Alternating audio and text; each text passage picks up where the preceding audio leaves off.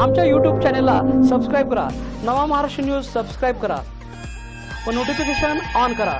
Notification on केल्याने आमचे update आपल्यापर्यंत सतत पोहोचत राहील। बातमी आहे इचलकरंजीहून बेकरी व्यवसायामध्ये आलेली विशिष्ट मक्तेदारी मोडीत काढत मदन कारंडे यांनी बालाजी बेकरचा उद्योग वाढवला आहे। कुशल नेतृत्व आणि नवनवीन तंत्रज्ञानाचा वापर करत दर्जेदार उत्पादनं आता महाराष्ट्रासह कर्नाटक, गोवा, तेलंगणा, आंध्र प्रदेश या राज्यातही पाठवण्याचं नियोजन कौतुकास्पद असल्याचं सांगत बालाजी बेकरी देशात क्रमांक 1 ची बेकरी व्हावी अशा शुभेच्छा माजी जलसंपदा मंत्री आमदार हसन मुश्रीफ यांनी व्यक्त केल्या आहेत। बालाजी बेकर्सचा नवीन लोगो आणि उत्पादनाच्या पॅकिंगसाठी अनावरण प्रसंगी ते बोलत होते।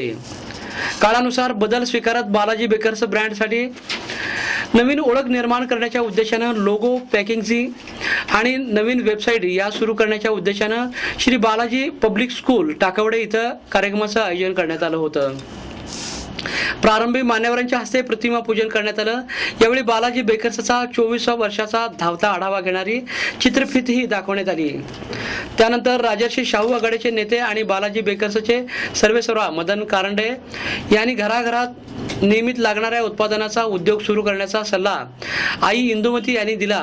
त्याबाबत अभ्यास करून कोल्हापुरातील हिंदुस्तान बेकरीचे राजूभाई शेख यांच्याकडून बेकरी उत्पादनाची माहिती घेऊन 1994 साली गांधी चौकात बेकरी व्यवसाय सुरू केल्याचं सांगितलं।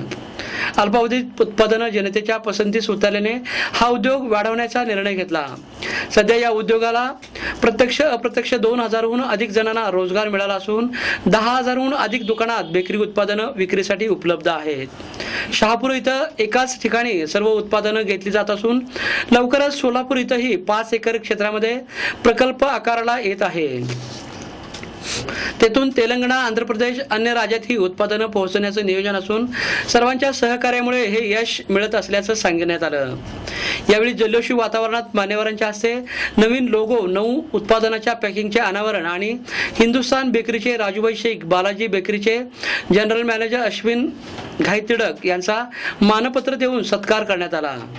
कार्यक्रमात शरद कारखान्याचे अध्यक्ष राजेंद्र पाटील यड्रावकर, उपनगराध्यक्ष तानाजी पवार, नगरसेवक अजित मामा जाधव, विठ्ठल चोपडे, राहुल खंजिरे, प्रकाश पाटील, उदय पाटील, टाकवडे सरपंच पाटील यांच्यासह मान्यवर उपस्थित होते।